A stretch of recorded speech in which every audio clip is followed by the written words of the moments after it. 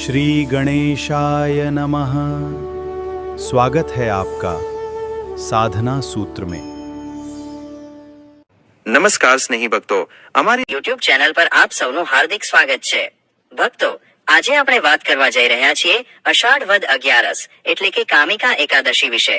સનાતન ધર્મમાં અને વિશેષ કરીને આપણા ગુજરાતી પંચાંગ મુજબ અષાઢ મહિનાના કૃષ્ણ પક્ષમાં આવતી આ એકાદશી અત્યંત દિવ્ય અને મનોકામનાઓ પૂર્ણ કરનારી માનવામાં આવે છે। કામિકા નામ જ સૂચવે છે કે જે વ્રત કરવાથી ભક્તની તમામ ઈચ્છાઓ અને કામનાઓ પૂર્ણ થાય તે જ કામિકા એકાદશી।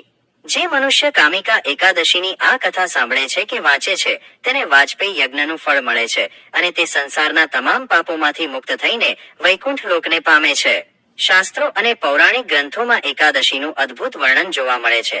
શાસ્ત્રોમાં સ્પષ્ટ લખ્યું છે કે જે ફળ વ્યક્તિને કાશી, કેદારનાથ કે કુરુક્ષેત્રમાં સૂર્યગ્રહણ સમયે સ્નાન કરવાથી મળે છે અથવા જે પુણ્ય મોટા વાજપેયી યજ્ઞ કે અશ્વમેધ યજ્ઞ કરવાથી મળે છે તે તમામ પુણ્ય ફળ માત્ર અષાઢ વદ 11ના દિવસે ભગવાન શ્રીહરિ વિષ્ણુના શ્રીધર અને ગદાધર સ્વરૂપનું ધ્યાન અને વ્રત કરવાથી પ્રાપ્ત થઈ જાય છે। ચતુર્માસ દરમિયાન જ્યારે ભગવાન વિષ્ણુ યોગ નિદ્રામાં હોય છે ત્યારે આ એકાદશી પર તેમની પંચામૃત અને તુલસી પત્ર વડે પૂજા કરવાથી 7 જન્મોના જાણે અજાણે થયેલા પાપોનો નાશ થાય છે। આ દિવસે કરવામાં આવતું દાન આપણા પિતૃઓને પણ સદગતિ આપે છે। કામિકા એકાદશીના દિવસે ભગવાન વિષ્ણુને માત્ર એક તુલસીનું પાન ચડાવવાનું ફળ સોના કે ચાંદીના દાન કરતા પણ અનેક ગણું વધી જાય છે। ભગવાન શ્રી કૃષ્ણ કહે છે કે જે મનુષ્ય આ દિવસે તુલસીજીની પૂજા કરે છે તેના પર મારી કૃપા દ્રષ્ટિ સદાય રહે છે।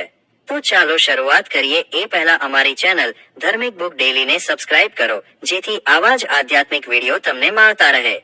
મહાભારતના યુદ્ધના વિષાદ અને રક્તપાત પછી ધર્મરાજ યુધિષ્ઠિરનું મન અત્યંત વ્યાકુળ હતું। મનની શાંતિ મેળવવા અને સંસારના તમામ મનુષ્યોના કલ્યાણ માટે તેમણે ઉત્તમ ઉપાય પૂછવા ભગવાન શ્રી કૃષ્ણની શરણ લીધી।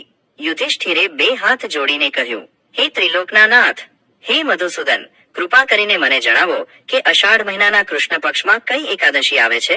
તે એકાદશીનું નામ શું છે? તેની કથા શું છે? અને તેનું વ્રત કરવાથી મનુષ્યને કયા પુણ્યફળની પ્રાપ્તિ થાય છે? જગતના પાલનહાર ભગવાન શ્રી કૃષ્ણે મનોહર સ્મિત સાથે ઉત્તર આપ્યો, હે ધર્મરાજ, તમે અત્યંત દિવ્ય અને કલ્યાણકારી પ્રશ્ન પૂછ્યો છે।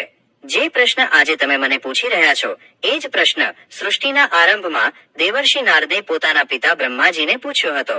બ્રહ્માજીએ નારદજીને જે પાવન કથા સંભળાવી હતી તે જ કથા હું તમને સંભળાવું છું। તમે ચિત્ત પરોવીને સાંભળો। પ્રાચીન કાળમાં એક સમૃદ્ધ અને સુંદર ગામમાં એક ક્ષત્રિય જમીનદાર રહેતો હતો। તે જમીનદાર ધન દોલત અને સત્તાના બળથી સમૃદ્ધ હતો, પરંતુ તેનો સ્વભાવ અત્યંત ઉગ્ર, ક્રોધી અને અહંકારી હતો। તેને વાત વાતમાં ક્રોધ આવી જતો અને ક્રોધમાં તે વિવેક ગુમાવી બેસતો હતો।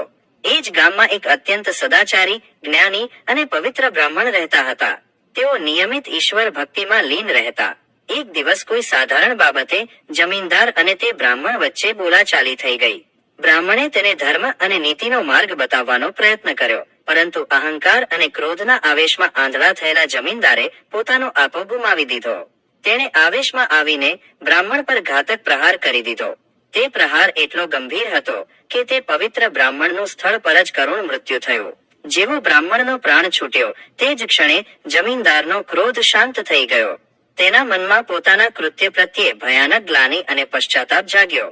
પરંતુ અજાણતા અને ક્રોધમાં થયેલી આ ભૂલને કારણે તેના પર સનાતન ધર્મનું સૌથી મોટું પાપ બ્રહ્મ હત્યાનું મહાપાપ લાગી ચૂક્યું હતું।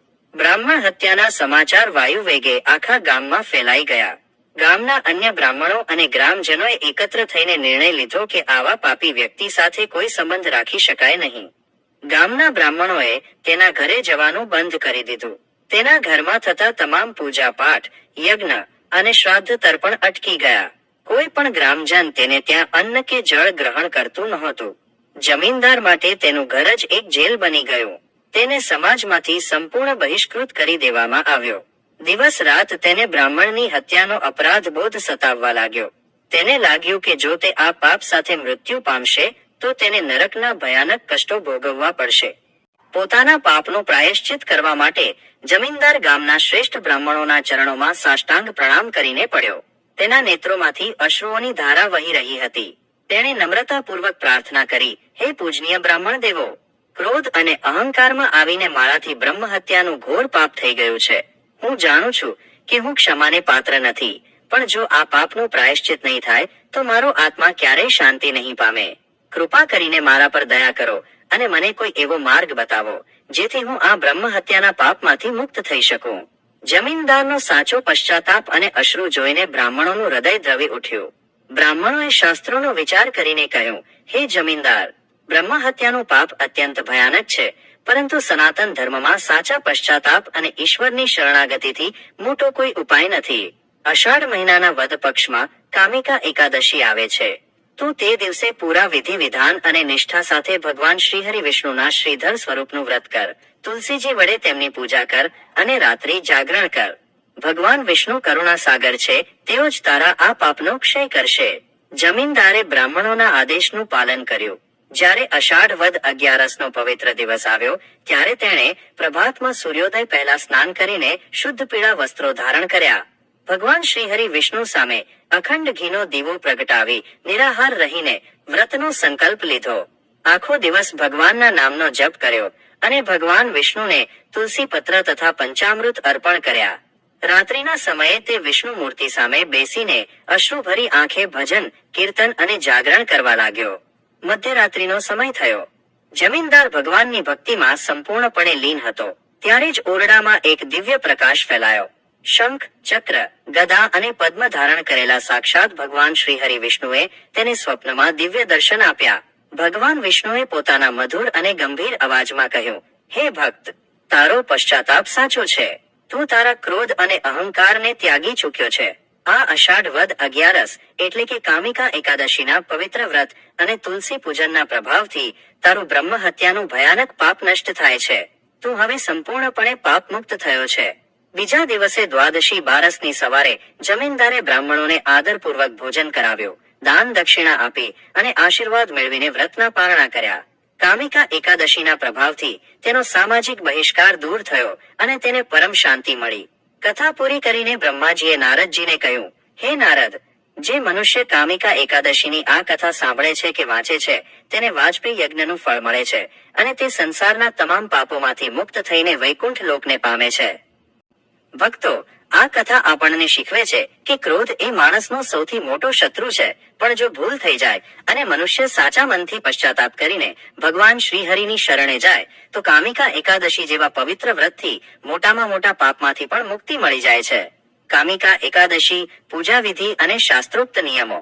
ભક્તો, એકાદશીનું વ્રત માત્ર 11ના એક દિવસ પૂરતું સીમિત નથી હોતું.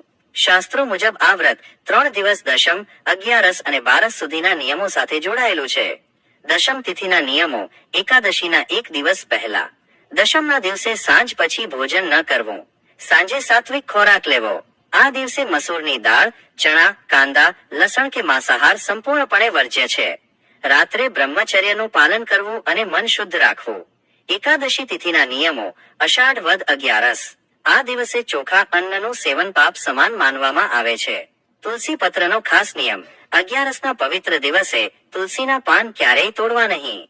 પૂજા માટે જોઈતા તુલસી પત્ર દશમના દિવસે જ તોડીને રાખી મૂકવા. આ દિવસે શરીર પર તેલ ન લગાવવું અને શૌરકર્મ ન કરવું. દ્વાદશી તિથિના નિયમો. 12ના દિવસે. દ્વાદશીના દિવસે સૂર્યોદય પછી બ્રાહ્મણ કે જરૂરિયાતમંદને દાન આપ્યા વગર વ્રત ન ખોલવું. પારણા હંમેશા દ્વાદશી તિથિ પૂરી થાય તે પહેલા કરી લેવા. જરૂરી પૂજા સામગ્રીની યાદી. પૂજા શરૂ કરતા પહેલા નીચે આપેલી સામગ્રી એકત્રિત કરી લેવી. ભગવાન શ્રીહરિ વિષ્ણુ અથવા શ્રી કૃષ્ણનો ફોટો કે મૂર્તિ. લાકડાનો બાજટ અને તેના પર પાથરવા માટે પીળું રેશમી કે સુતરાઉ વસ્ત્ર. અભિષેક સામગ્રી. પંચામૃત, દૂધ, દહીં, ઘી, મધ, સાકર અને ગંગાજળ.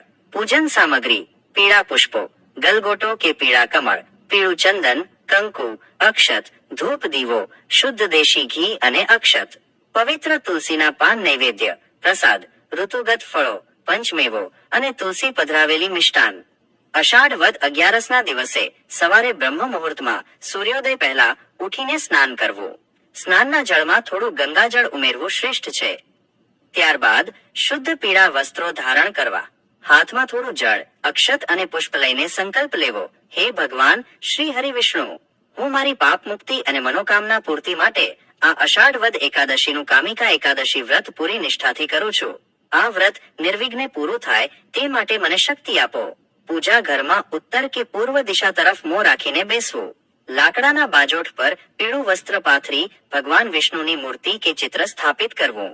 બાજુમાં શુદ્ધ ઘીનો દીવો અને ધૂપ બત્તી પ્રગટાવવી.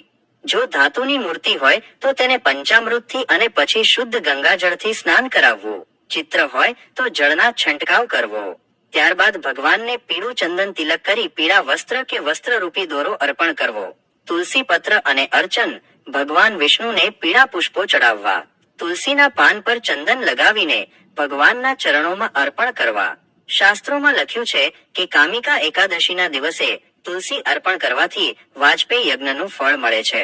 ભોગ અને આરતી. ભગવાનને ફળ અને નૈવેદ્યનો ભોગ ધરાવવો. ધ્યાન રાખવું કે દરેક પ્રસાદમાં તુલસીનું પાન અવશ્ય મૂકવું, કારણ કે તુલસી વગર ભગવાન વિષ્ણુ ભોગ સ્વીકારતા નથી. ત્યારબાદ ઓમ નમો ભગવતે વાસુદેવાય મંત્રનો જપ કરતા કરતા વિષ્ણુ ભગવાનની આરતી કરવી. તુલસી ક્યારા પૂજન. સાંજે સૂર્યાસ્ત સમયે ઘરના તુલસીના છોડ પાસે દેશી ઘીનો દીવો પ્રગટાવવો. તુલસીજીની 3 પરિક્રમા કરવી અને જળ અર્પણ કરવું નહીં. એકાદશીએ તુલસીજી પણ ઉપવાસ રાખે છે તેવું માનવામાં આવે છે. કામિકા એકાદશીમાં રાત્રિ જાગરણનું વિશેષ મહત્વ છે. રાત્રે ઊંઘવાને બદલે ભગવાન વિષ્ણુ સામે બેસીને વિષ્ણુ સહસ્રનામનો પાઠ કરવો, ભાગવત કથા વાંચવી કે હરિભજન કરવા. બીજા દિવસે એટલે કે અષાઢ વદ બારસ દ્વાદશીની સવારે વહેલા સ્નાન કરી ભગવાન વિષ્ણુની પુનઃ પૂજા કરવી. કોઈ બ્રાહ્મણ કે જરૂરિયાતમંદ વ્યક્તિને યથાશક્તિ અન્ન, વસ્ત્ર, ગુડ કે ફળનું દાન આપવું. પૂજા અને દાન પૂર્ણ થયા પછી ભગવાનનો પ્રસાદ ગ્રહણ કરીને જ વ્રતના પારણા કરવા, ઉપવાસ છોડવો. જો તમે આ પવિત્ર અને શાસ્ત્રોક્ત વિધિથી અષાઢ વદ 11નું વ્રત કરશો તો ભગવાન શ્રીહરિની કૃપા તમારા અને તમારા પરિવાર પર સદા સર્વદા બની રહેશે. તો સ્નેહી ભક્તો, આ હતી આપણા શાસ્ત્રો અને પૌરાણિક ગ્રંથોમાં વર્ણવાયેલી અષાઢ વદ 11 એટલે કે કામિકા એકાદશીની સંપૂર્ણ, સાચી અને પવિત્ર વ્રત કથા તથા પૂજા વિધિ. કામિકા એકાદશીનું વ્રત આપણને માત્ર એક ધાર્મિક ક્રિયાકાંડ નથી શીખવતું, પરંતુ જીવનનો એક મહાન આધ્યાત્મિક સત્ય બતાવે છે. માનવ જન્મ મળ્યા પછી અહંકાર, ક્રોધ કે અજ્ઞાનતામાં આપણાથી કોઈ ભૂલ થઈ જાય તો સાચા દિલથી કરેલો પશ્ચાતાપ અને ઈશ્વરની શરણાગતિ મોટામાં મોટા પાપમાંથી પણ મુક્તિ અપાવી શકે છે. ચતુર્માસના આ પવિત્ર દિવસોમાં જ્યારે ભગવાન શ્રીહરિ વિષ્ણુ ક્ષીરસાગરમાં યોગ નિદ્રામાં હોય છે ત્યારે સાચા મનથી લેવાયેલું ભગવાનનું નામ, તુલસી પૂજન અને આ વ્રતનું પાલન તમારા પરિવારમાં સુખ, શાંતિ, સમૃદ્ધિ અને સકારાત્મક ઉર્જા લાવે છે.